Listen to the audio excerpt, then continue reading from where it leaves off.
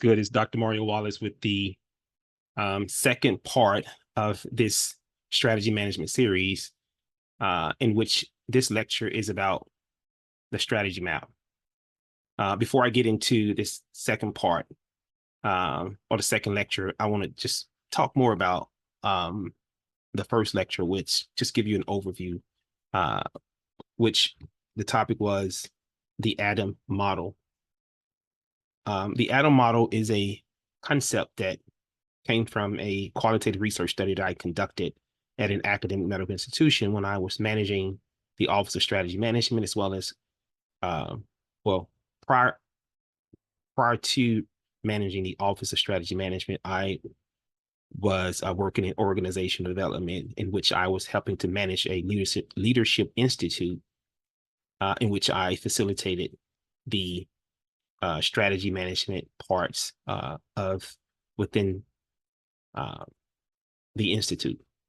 And what I noticed is, out of all the people that I had facilitated this concept to, most of them were effective at analyzing the market, developing strategies, but were not as competent or effective in executing and managing strategy. Thus, I conducted interviews, and what came out of those interviews were 4 things, which were ADDM, which stand for Analyze, Develop, Execute, and Manage, which evolved into the concept of the ADDM model. I later published through academic journals, as well as a book for most to read on the topic.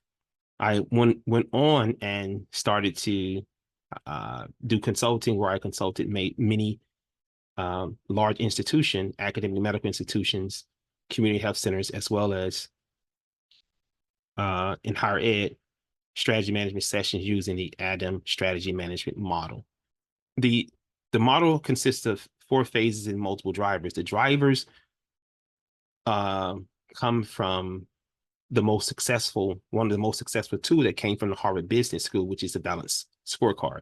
I am a certified balanced scorecard practitioner. And I practice taking institutions through the strategy management process using the balanced scorecard. So I identified the most effective drivers within the methodology, and I aligned them to the 4 phases of the ADDM strategy model. So there was a lot of elements that you would see, crossover elements that comes from the balanced tools from the balanced scorecard methodology, but I've created it in a way where leaders can understand at a glance and know which phase of strategy management they're in, as well as when and how to execute on these particular tools. So this particular lecture is about the strategy map. So let me give you more context. The balanced scorecard was authored by Drs. Kaplan and Norton of the Harvard Business School. According to an article written in the Harvard Business Review, it's conceived by people there to be one of the most effective and most innovative concept of strategy management in over 30 years. What underlies beneath the ADDM strategy management model is the balanced scorecard, but it's just organized in a way that makes it easy for application. So one of the tools that I want to discuss that comes from it is the strategy map. So the strategy map is a cause and effect document that consists of multiple things: strategic objectives. We use the term strategic objective instead of goals. It consists of perspective. There are 4 perspectives, and that's the financial perspective, the stakeholder perspective or the customer perspective, the internal processes or operations, and talent and technology. And that consists of the people, the technology, and the culture. Now, what you see on the screen, that's emerged on the screen now, are the strategic objectives. And let me explain them into details. before each strategic objective, you see a prefix. If you look at the top left, you see F1. If you go down vertically, you see S1, P1, P2, T1, and T2. These are considered prefixes.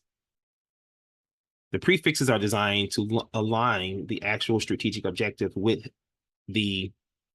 its derivatives, such as measure, targets, and initiatives, so we can know exactly where they come from. Because the strategy map is a one-page cause and effect diagram that communicates the strategy at a glance. This particular tool organizes strategic objectives in a cause and effect logic. As you can see at the top, the financials are at the top. And at the bottom, you see the people, the resources, the intangibles. So the intangibles at the bottom.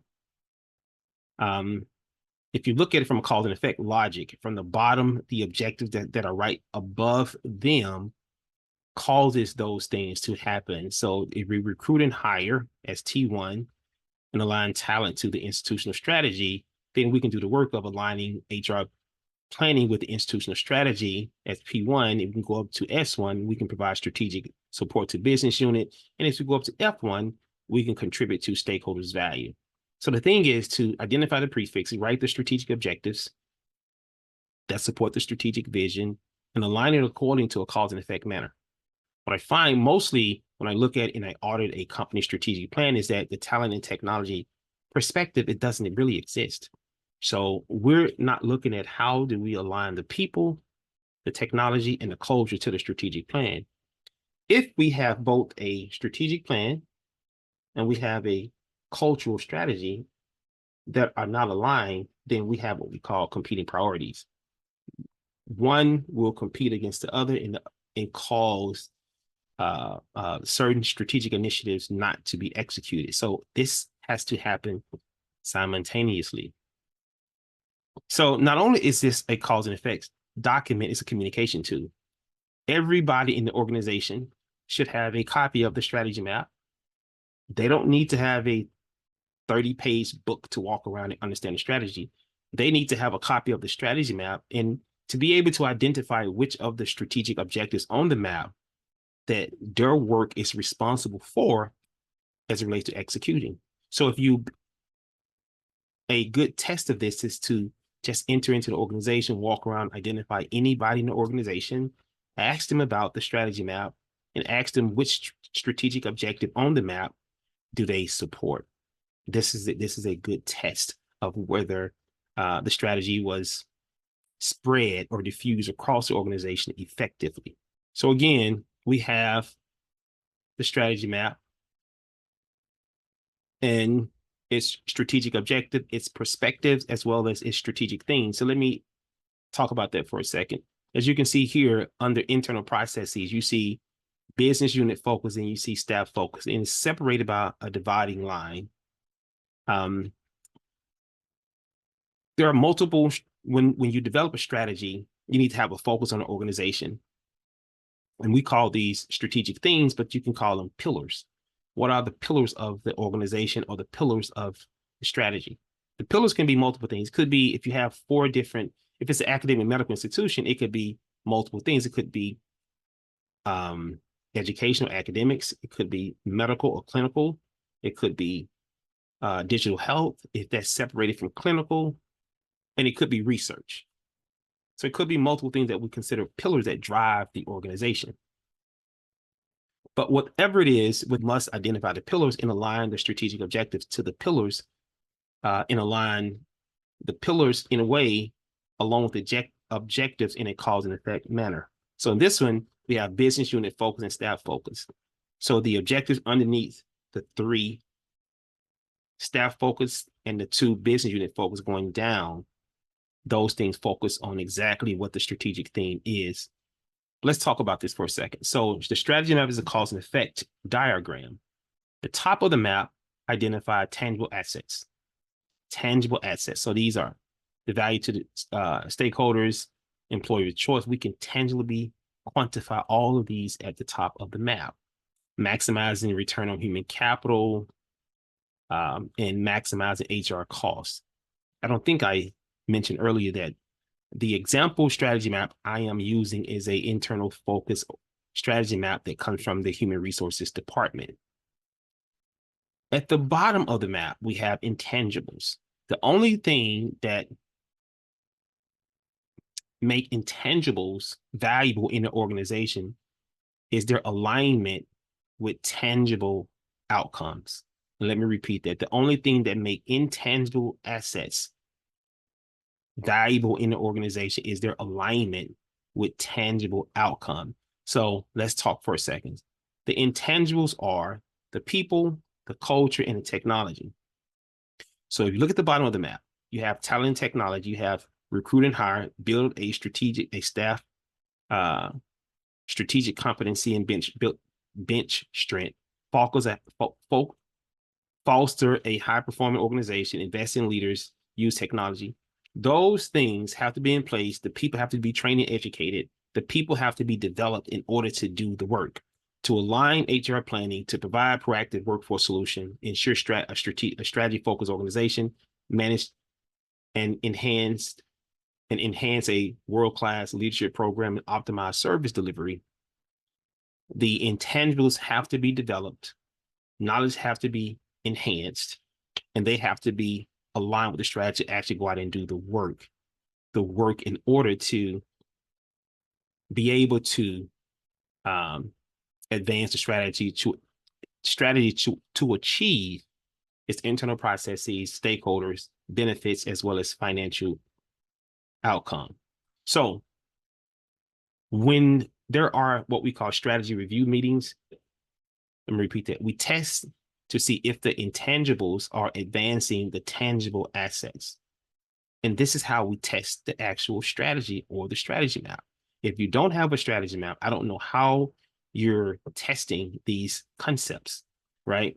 So we can adjust the strategy accordingly if we notice that recruit and hire and align talent to the institutional strategy and building a strategic competency bench strength is not giving us the outcomes that we expect from the financial perspective.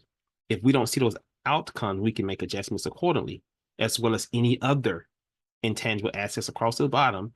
If they are not giving us the outcome, the financial outcome, we adjust accordingly. We don't wait until 6 months, 12 months, 2 years, 3 years, 4 years before we make that adjustment. We make the adjustment as we notice that these things not occurring. Thus, we set up quarterly strategy review meetings. And I call this the how.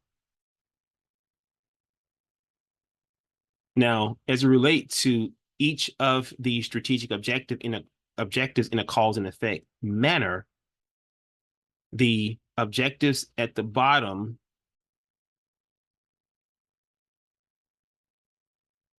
so hopefully this information was helpful. If you have any questions about any of the information that I discussed, you can reach me at allthingsstrategic.org or info@allthingsstrategic.org if you would like to email me. You can find me on Facebook, Instagram, LinkedIn, and TikTok. Peace.